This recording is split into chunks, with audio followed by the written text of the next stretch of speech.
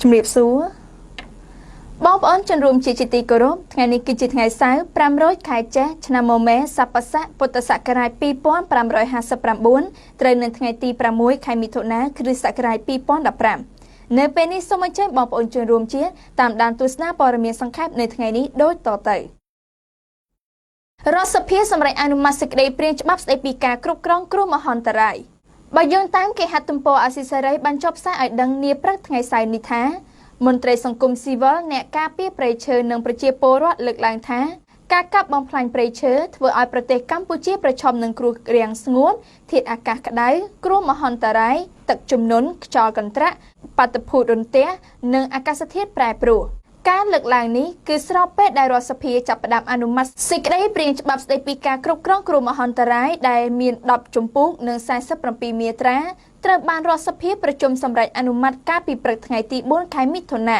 តំណាងរាជគណៈបកប្រឆាំងលោកយឹមសុវណ្ណបានសាទរចំពោះការអនុម័តសេចក្តីព្រាងច្បាប់នេះប៉ុន្តែលោកថាកម្ពុជាមិនទាន់មានធនធានមនុស្សផ្នែកគ្រប់គ្រងគ្រោះមហន្តរាយច្រើននោះទេ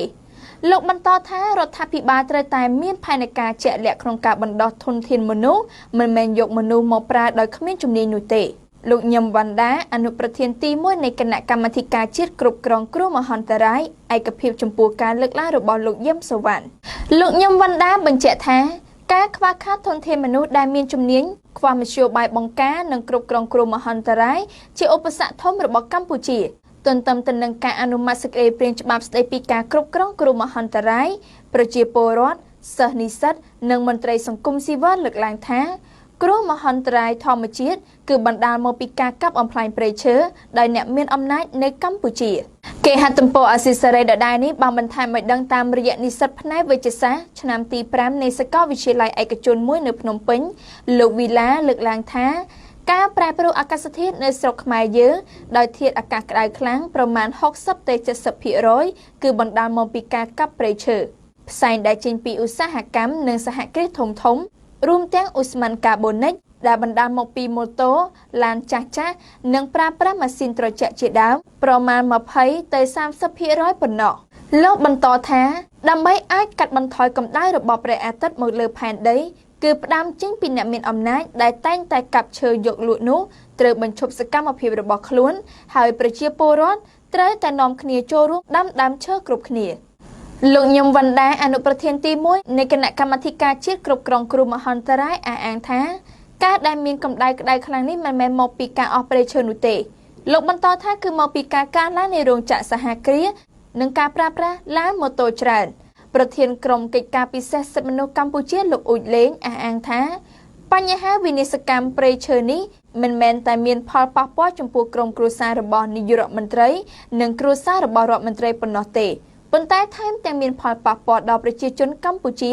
និងពិភពលោកទាំងមូលសេចក្តីព្រាងច្បាប់ស្តីពីការគ្រប់គ្រងគ្រោះមហន្តរាយបង្កើតឡើងស្របពេលប្រទេសកម្ពុជាកំពុងរងផលប៉ះពាល់ពីការប្រែប្រួលអាកាសធាតុដែលឥទ្ធិពលខ្យល់កន្ត្រាក់និងភាពរាំងស្ងួតនៅដើមរដូវវស្សាប្រទេសកម្ពុជានឹងប្រារព្ធទិវាបរិស្ថានជាតិនិងបរិស្ថានពិភពលោកនៅថ្ងៃទី5ខែមិថុនាសេចក្តីព្រាងច្បាប់ស្តីពីការគ្រប់គ្រងគ្រោះមហន្តរាយនេះទើបតែបានអនុម័តបាន2ជំពូកក្នុងចំណោម10ជំពូករដ្ឋសភានឹងបន្តកិច្ចប្រជុំនៅថ្ងៃច័ន្ទដើមសប្តាហ៍ក្រោយបន្តទៀតនិស្សិតពេទ្យឆ្នាំទី4ផ្នែកវិទ្យាសាស្ត្រកញ្ញាសាភ័ណ្ឌនិយាយថាបើពួកអ្នកមានអំណាចគិតតែកាប់ព្រៃឈើផលប៉ះពាល់គឺពលរដ្ឋទូទៅប្រធានក្រុមកិច្ចការពិសេសសិទ្ធិមនុស្សកម្ពុជាលោកអ៊ុចលេងបញ្ជាក់ថាព្រៃឈើនៅកម្ពុជាបច្ចុប្បន្នសល់ប្រមាណ 20% ប៉ុណ្ណោះនៅទូទាំងប្រទេសកម្ពុជាលោកបន្តថាសប្តាហ៍ថ្ងៃខេត្តដែលប្រឈមខ្លាំងនឹងការកាប់ព្រៃឈើនោះមានខេត្តស្ទឹងត្រែងមណ្ឌលគិរីរតនគិរីព្រះវិហារនិងខេត្តកោះកុងប្រជាពលរដ្ឋសិស្សនិស្សិតនិងមន្ត្រីអង្គការសង្គមស៊ីវិលទទូចទៅកាន់រដ្ឋាភិបាលលោកហ៊ុនសែនត្រូវតែគោរពពាក្យសន្យាក្នុងការការពារព្រៃឈើនៅកម្ពុជាមន្ត្រីសង្គមស៊ីវិលសង្កត់ធ្ងន់ថាបើរដ្ឋាភិបាលនៅតែគ្មានផែនការការពារប្រកបដោយប្រសិទ្ធភាពទេនោះកម្ពុជានឹងក្លាយជាប្រទេសទី2បន្ទាប់ពីប្រទេសឥណ្ឌាដែលប្រជាជនស្លាប់ដោយសារកម្ដៅថ្ងៃជាក់ជាមិនខាន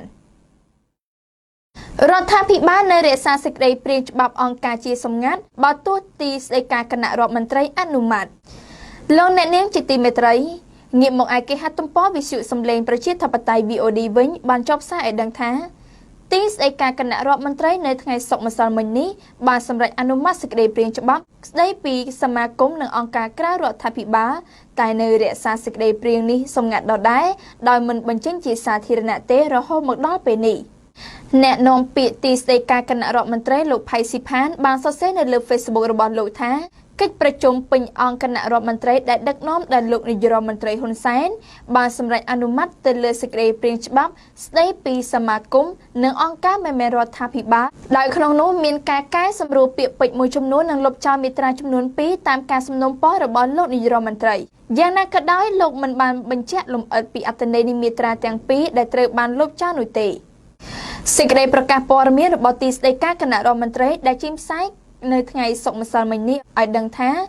សេចក្តីព្រាងច្បាប់នេះបានផ្ដល់ឋានៈជានីតិបុគ្គលមិនយកផលចំណេញដល់សមាគមនិងអង្គការមិនមែនរដ្ឋាភិបាលដើម្បីកំណត់អំពីសិទ្ធិកាតព្វកិច្ចនិងទទួលបានការការពារពីច្បាប់ក្នុងការបន្តធ្វើសកម្មភាពឬសុំបង្កើតថ្មីនៅកម្ពុជា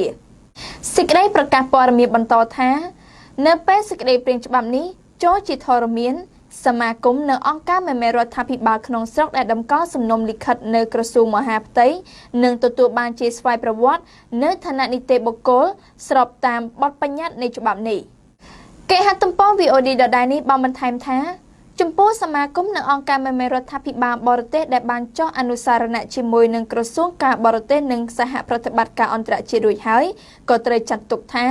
បានចុះអនុសារណៈស្របតាមច្បាប់នេះនឹងអាចធ្វើសកម្មភាពរហូតដល់ថ្ងៃផុតកំណត់សុពលភាព